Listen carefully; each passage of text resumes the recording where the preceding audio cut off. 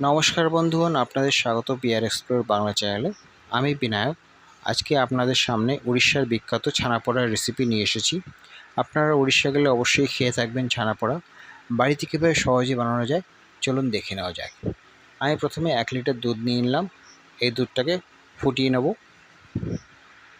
দুধ ফুটে গেলে 1:1 রেশিওতে 50 ml লেবুর রস এবং জল মিশিয়ে দুধে একটু একটু করে দিতে থাকবো এবং নাড়তে থাকবো যাতে দুধে ছানা কেটে যায়।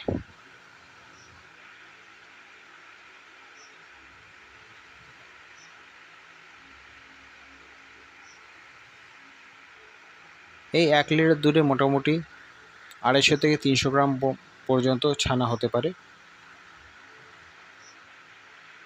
এখন আমরা জলটাকে ঝরিয়ে নেব এবং জলটা ফেলবো না, আগে কাজে লাগবে।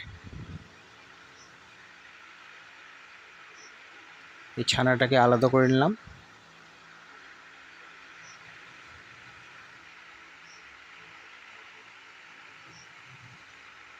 এবার ছানাটাকে একটু ছড়িয়ে দিলাম।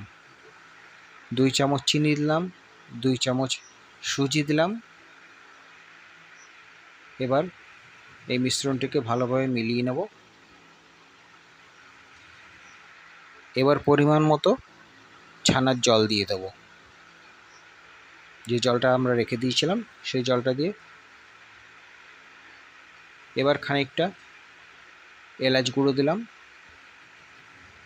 সুন্দর সেন্ট হবে বলে, এবং 1 চামচ মতো গাওয়া ঘি মিশিয়ে নিলাম ভালো করে। এবার আধা ঘন্টার জন্য রেখে দেব, সুজিটা যাতে ফুলে যায়। একটা কেক টিনে ঘি নিয়ে পুরো কেক টিনটাকে গ্রিস করে নিলাম। এরপরে একটি বাটার পেপার দিয়ে মিশ্রণটি ঢেলে দেব।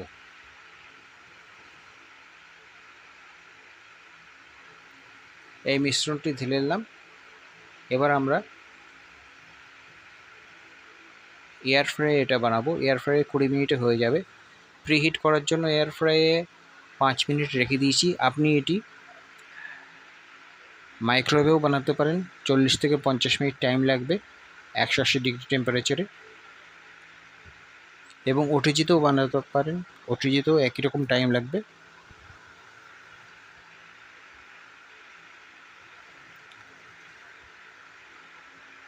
পাঁচ মিনিট প্রিহিট করার পরে 15 মিনিটের জন্য আমি রেখে দিলাম। প্রথমে 15 মিনিট পর বের করে দেখছি এখনও হয়নি, আরও 5 মিনিট দেওয়ার আছে।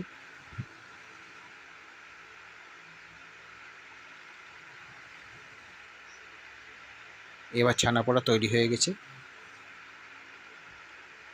চেক করে নিলাম। এবার একটা ছুরি দিয়ে আলাদা করে নিচ্ছি।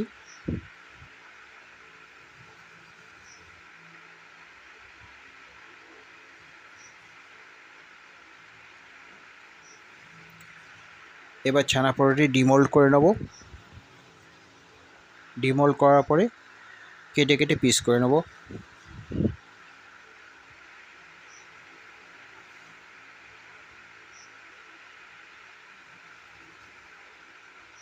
বাড়িতে অবশ্যই তৈরি করুন ছানাপোড়া, এবং কেমন হলো আমাদেরকে লিখে জানাবেন। ভিডিওটি আপনাদের ভালো লাগলে অবশ্যই লাইক করুন, শেয়ার করুন, কমেন্টস করুন এবং অবশ্যই সাবস্ক্রাইব করুন।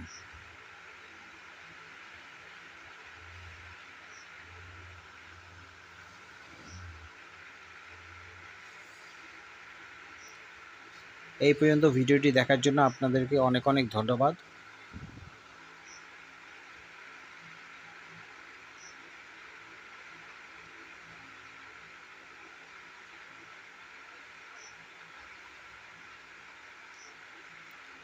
Thank you from BR explore Bangla channel.